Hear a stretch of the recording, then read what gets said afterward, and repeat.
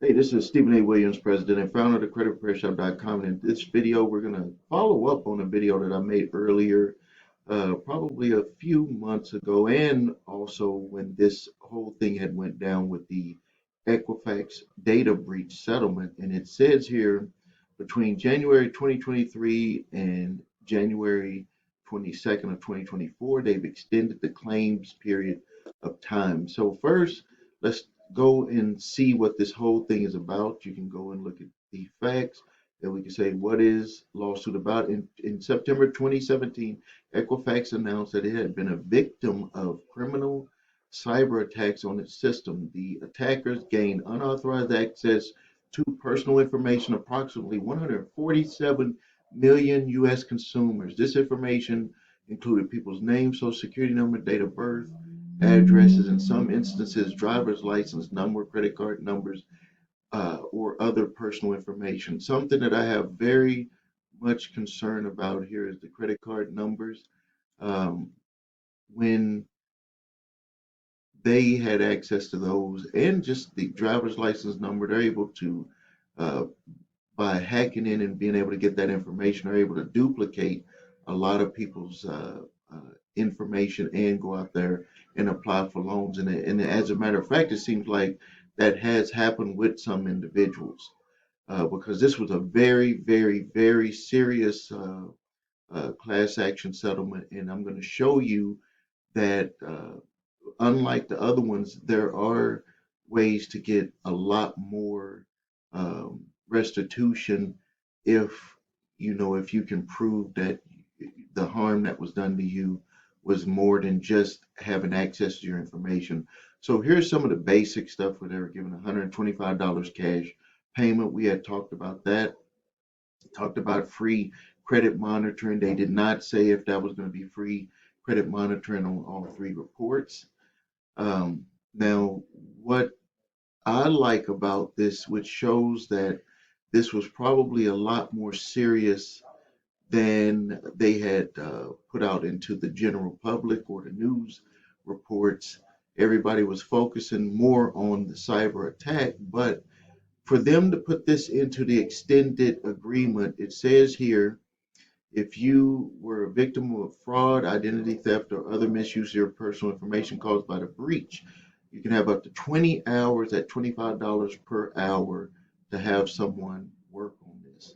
You're not allowed to do this yourself. It's $25 an hour that you can pay a firm like mine, or you can pay an attorney, a company, credit repair company, as long as they're approved to be able to do the work. Um, you're able to get that reimbursed. The way that I've seen this done is that, unfortunately, if you're not working with a company like ours, you're going to have to pay that money up front and then get reimbursed on the backside for that. When we work with clients with this, we can, as long as everything is filled out appropriately, and then we make sure that the payment comes to us after the work has been done. The next thing is that you can have out of pocket losses during the extended claims period resulting from the data breach up to $20,000. I don't agree that this amount uh, is enough because some people, let's just say that you were denied being able to get a mortgage. There's more than a $20,000 difference, especially with the interest rates moving up. The interest rates back in 2017 all the way until, let's say, about June of 2022, that the interest rates were like, you could get 4% interest rates on the mortgage. Now they're hanging around 6.25 to 6.75%. That's way more than $20,000 of value lost that would have to come out of your pocket, resulting from you not being able to get a loan if you had some sort of ID theft that you had to get corrected first before you're able to get approved. Now, the other way to do it is to also, if your losses equal more than the $20,000, you could submit a lawsuit against them, and you would just file your claim directly against them, and but you would need to opt out of this one. And if you haven't opted out, you would, after a certain period of time, you're automatically opted in. So here are some of the dates that they had. They had filed for out-of-pocket losses. They had a date of 2020, but you can see here they extended it. Um, we have a for credit monitoring. This has passed, so they don't have to give that for free anymore. File a claim for Equifax subscription product reimbursement because they felt that the it had the subscription product that they had that was supposed to stop this type of stuff from happening failed. So they're giving people their money back because of that. Access to the identity is identity restoration services. Let's see, it says that this will be available for at least 7 years. Okay, so they're going to have that available for 7 years, and then it's had to exclude yourself from the settlement. So that's already passed. So basically, if you did not exclude yourself from the settlement, you're going to kind of be stuck with that $20,000 max that they had on that. So now let's see here.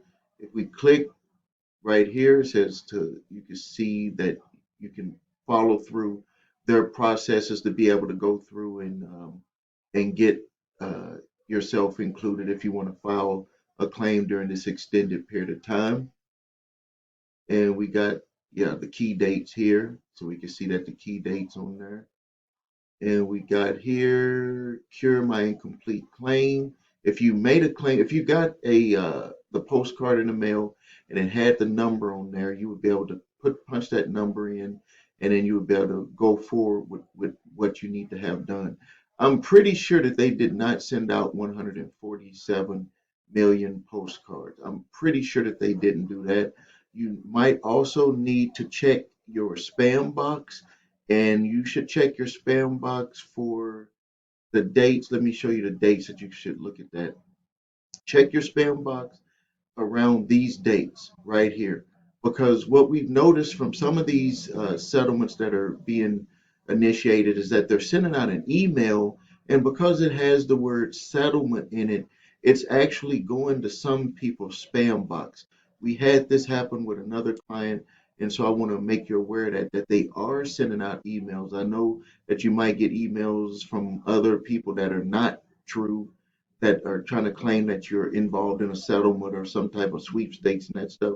Um, uh, Let me tell you that this one is true. So if you got an email from Equifax breachsettlement.com, equifaxbreachsettlement.com, that is an official domain that they're emailing out to people for this settlement. So that is a real email, and you can take that code, and you would be able to go right here, put that code in, and then you'll be able to follow through on the website. And it says here that the settlement administrator, it's operated by the settlement administrator, JND, not by Equifax. So that's why you have to be careful, and also watch out for those emails, because it could be coming from someone else that you don't really think that it should be coming from, or it could have a domain that would say equifaxbreachsettlement.com. Now, be very careful when you're searching online.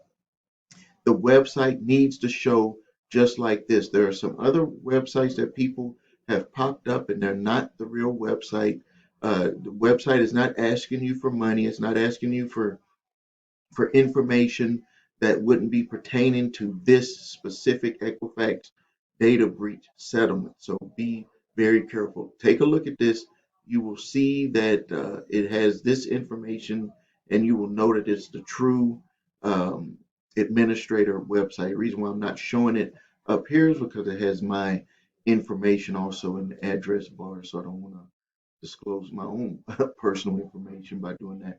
But look for this here, JND, says copyright 2022, so you know you're at the right administrator website.